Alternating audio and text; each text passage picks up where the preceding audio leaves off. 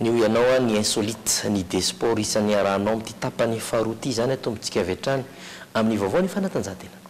Tsara kokoa ny paoziny, matevina sy tsara kokoa ny foniny sy ny taratasiny. Dans la vie, il y a les premiers et il y a les autres. XXL manome tanjaka ho anao atao anatin'ny des sport. XXL asehoany tanjaka o.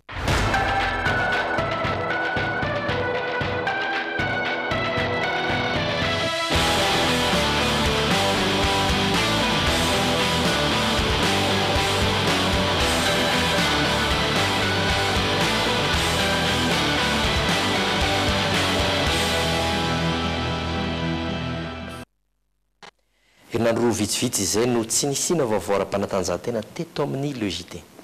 Anio ary no iveriny izany amin'ny alalan'ny fanoloran'ny Andrilalainan-Driamasy sy Stéphane Rakotomalala ho antsika ireo voka-talao ny faran'ny herinandro toy ny andro faefatra ho an'ny Poule des As ny taranja baolina kitra, ny Critérium U12 eo amin'ny taranja basketball ary ny fiverenan'ny kluban'ny Bokota eo amin'ny tontolon'ny atotontondry indray.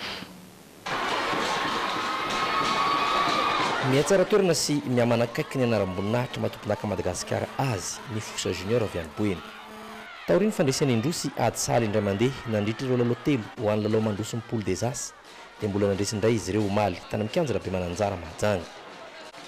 Lavondry Bajota misa telo noatra ny FC Vakinankaratra. Teo am-pialatsatra dia vantarika anisa ray noatra ny Fosa Junior tamin'ny alalan'ny baolina tafidy i Jean Yves. Mbola nampitombo nisa tamin'ny fizaram-potoana faharoa i Jean Yves sy Hery izay natonga ny ekipany andresy anisa mazava telo noatra. Maro tamin'ireo mpanohana sy mpitantana FC Vakinankaratra no tsy nahazaka ny faharesen'ny ekipany ka saika hitarika korontana. Sofa ny drantsetra mpitandro filaminana. Manana isa folo izany amin'izao fotoana ny Fosa Junior izay mbola manana lalao roa dia ny feona amin'ny LGK Plus sy ny Knapsa Sport. Ireto faran'izay fandona tena mikanja be masina ny sabotsy lasa teo. Ny raha vady sala samy tsy nitokony ekipa rotonta. Nafampana ihany koa ny fandonana izay nazahoan'ny Dino Karatra mena mivantana. Nanova ny endry dalao ny LGK Plus mihitsy ny tsy fampimpilalao ny tena ambony kianja ka natonga azy ireo hiezaka hiaro-tena sy aina amin'ny valim-panafihana. Tetsy ankilany kosa dia niezaka nanafika mba hitady fandresena ny Knapsa Sport saingy tsy natafiditra baolina tao anaty arato izay nandrasan'ny Edi Bastia. Aoriana ilao Barea sy ny Liona Sénégal ny alahady ho avy izao indray vao hitoy ity Poule des As ho an'ny fiadina izay ho tomponaka Madagasikara taranja baolina kitra ity.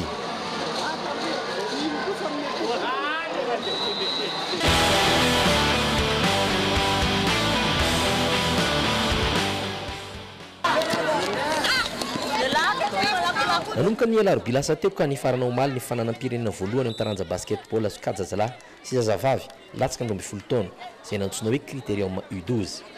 Mitanjona mba hiatrehan'ireo ankizy sahady ny fananana. Natao ilay izy hoe U12 satria hatramin'izay zany 14 foana no kategoria farany ambany karakarain'ny fédération fa mba hijerena filalovana an'ireo zazakely kapitakely miainga any misy 7 mihitsy izy ao misy 7 ans dia mba karakaraina zany tsakatsakatra andavarano hijirana amin'ny taona manaraka zany ny fédération atao ampijerena championnat national mihitsy. Voasotra tombonaka tamin'ity andehan'ny voalohany ity teo amin'ny sikajazavavy ny ASF Ivato izay nandresy ekipany Lucadro manarina tamin'ny 7-7 lalao izay tena niady tokoa. Ny ekipany Mbitola kosa ny tombonaka teo amin'ny sikajazalahy. Halataona roa no tratra nandrity fanana nasionaly ity ka nosazimy fédération malagasy taranja basketball tsy hiatrika aloha fédéral ao anatin'ny 3 taona ireo ankizy nangalataona ary 5 taona kosa ho an'ireo mpanazatra azy ireo.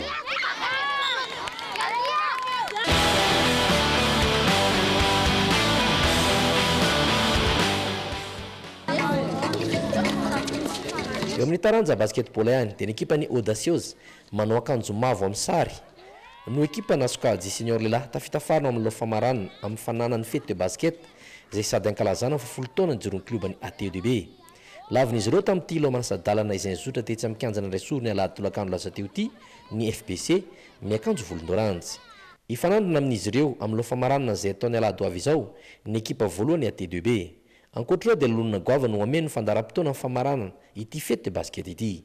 Isy lala famaranana misa fito arahantsika eto ny sabotsy sy alahady, eo ny U12 zazalahy, U18 zazalahy, ny senior dame, ny senior homme, ny vétéran dame, vétéran homme, ary ny fahafito farany ilay ataona hoe coupe ATDB, karazana fampilalaovana andreo bandikely mpilalao mpiaramonina ety amin'ny faritry ny terrain ety Andraisoro ety, eny antsefatsefany sy mandravaka an'izany rehetrarehetra zany satria ny anaran'ilay hetsika dia hoe fety de basket, dia isy mpanakanto, isy antoko-pihira ara-pilazantsara, isy hetsika ara-zavakanto maro isan-karazany hitrangy ety anatanana antsika vahoaka eto Antananarivo rehetra ho avy hiaraka aminay ny 8 sy 9 septambra ety amin'ny kianja Andraisoro.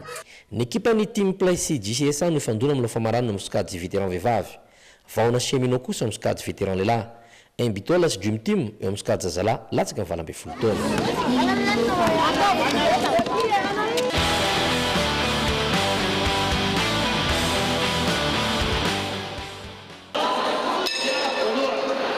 Taranja Adotondry ampolo taona maro aty aoriana nisy namelona indray ny ekipan'ny commune Antananarivo Taranja Adotondry na ny Vokota. Tsy izy akory izany fa ro mpitarika ny taranja mpanatanjahantena eo anivony commune ihany izay taria amin'ny filohan'ny kluba ny Oscar Foot. Kan Vokota koa zany dia tsy voatery tokana eo amin'ny commune rehetra fa afaka mandray kosa zay mahafantajanatena satria ny tantany madame le maire zany dia mbola hoe ienan'le zatovolahy vehivavy amin'ny zava-mahadomelona ohatra ny toka ny rongolo ka ny fanatanjahantena koa araka ny matematikany madame le maire dia mba amparan'saina ampatsisaina amin'ny ankizy any amin'ny fianarana. Katikady sy ady fiantsina maro tena mikanja amin'ny tafo mamasina ho maly tontolo andro no nentina nanehoana indray ny fiveren'ny Vokota eo amin'ny tontolo ny Adotondry. Adotondry izay nanasan'ny kluba ny Vokota andro mpiady avy amina faritra maro manerana ny nosy.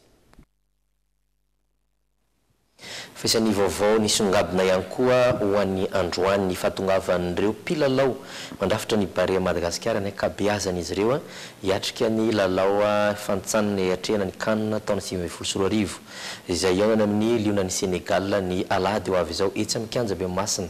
Androany dia efa nisy ny fampifondronana azy ireo tetsy amin'ny kianja ny Malakama itoirampitso izany eny amin'ny kianja Bemasina kosa indray. Izay no mahakasika an'ireny fandaontsika anaraka ny insolite. Tsara le stylo tsara ny paoziny ary misy karazany maro. Lexi vao mandray ianao dia tia.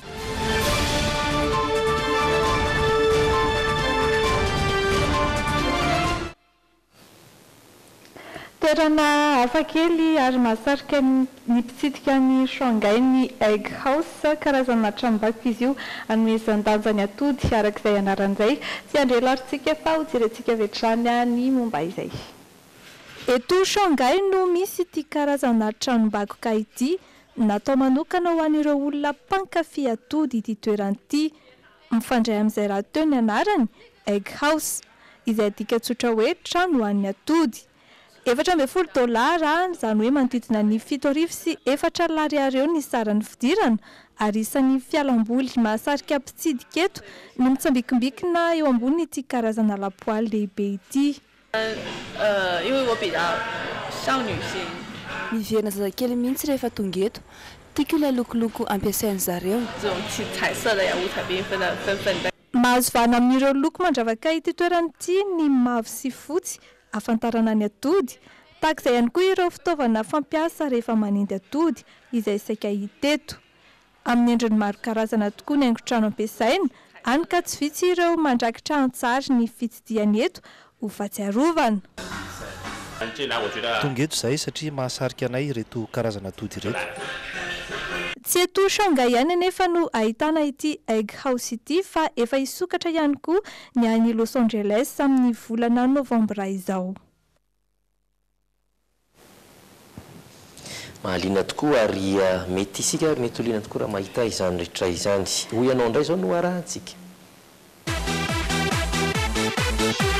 Corès, la qualité et marque européenne en fourniture de bureaux et scolaires.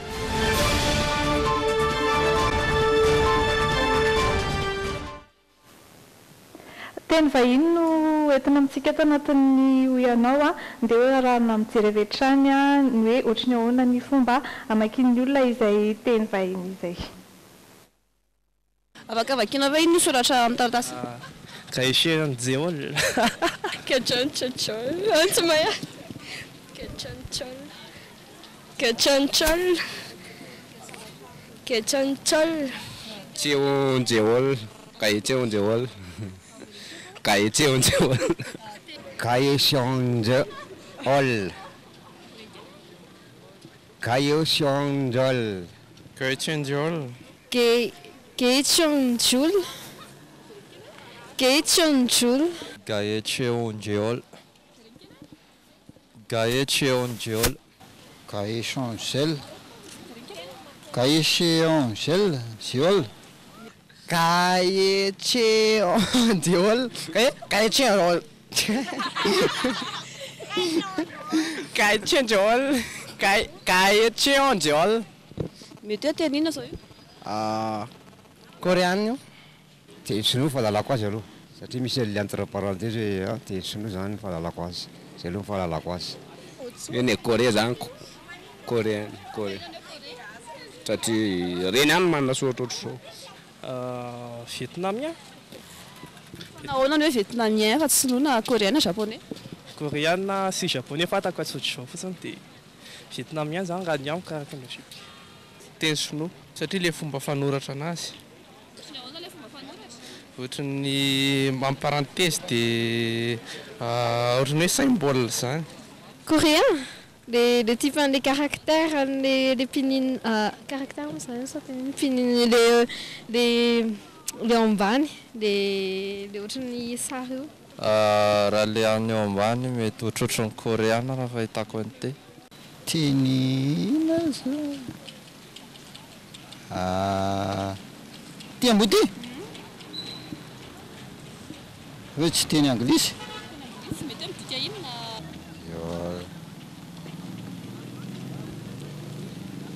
fifidianana ve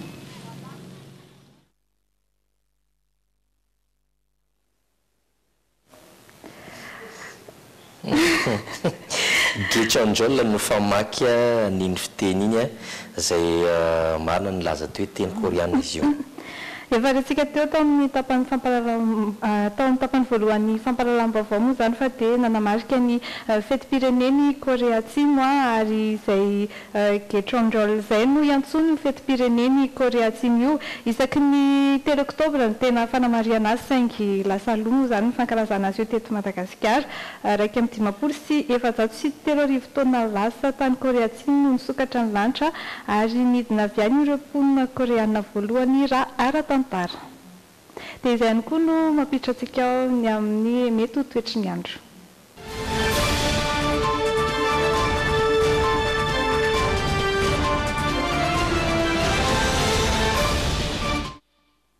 iarahantsika mijery sy iarahantsika mamaky eto ny mety ho toetry ny andro voavinavina ho any rahampitso asesy avy any amin'ny tendrona avaratry ny nosy izany ny faritry diana sava hitantsika fa somary fandiminy orana sy ny masoandro zany hoe somary isy fotoana anorana kely ny maripana moa dia inorenelany 20 hatramin'ny 30 degré celsius eo ho any diana sava ny amin'ny tapany andrefana kosa dia afana be ny any melaky anorana Sofia ifandimby ny raona sy masoandro any Boeny sy Betsiboka any moa no voalaza fa afana indrindra ny Madagasikara analanjorofo dia anorana torak'izany any Atsinanana ialoatra mangory ifandimby ny raona sy ny masoandro ary ny any eto andrenivohitra izay misy ny fobeny Jumina dia fantaro fa angatsika ihany koa rahampitso 20 degré hatramin'ny 20 degré celsius ny amin'ny vakinakatra moa dia tafidina 6 degré celsius izany ifandimby ny raona sy masoandro ho an'ilay faritra rehetra eto Analamanga ny any faritra fatamin'ny Fianaratsoa Amoromanisy Orombe Atsimo Atsinanana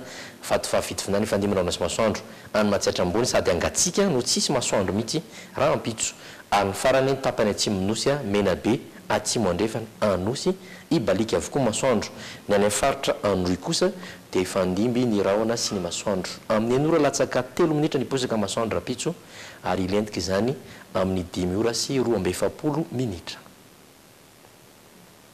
tapitra ny fandarantsika ho an'ny androany fantaro fa mbola mitoy ny fandarana eto amin'ny Jumina isan'izany fanaranao ny fitohizan'ny fifananana pazapa XV ary eo ihany koa ireo hetsika maro samihafa ny oronan-tsary sy ny zavatra maro samihafa fa le JT kosa dia rehefa amin'ny fotoanao raha mpitso indray beloma tompoko mandra-pitava ary tompoko raha sy tompoko vavy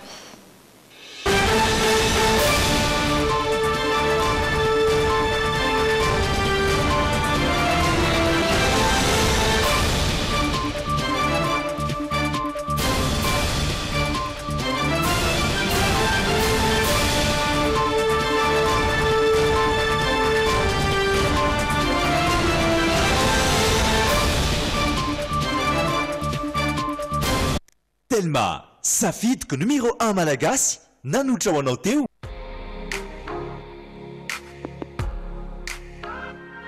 Bijouterie Pantsou, manolotra anao ny Logité.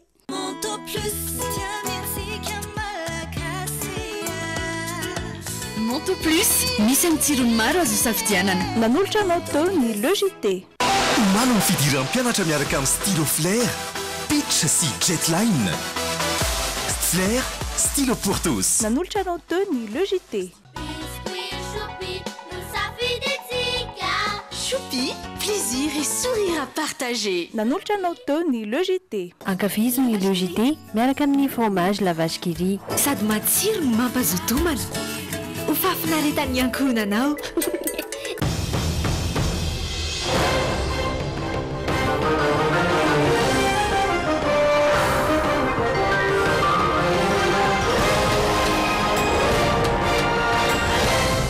Lexi. Soyez belle avec Divine Touch en regardant le JT. Divine Touch, réveillez la déesse que vous êtes.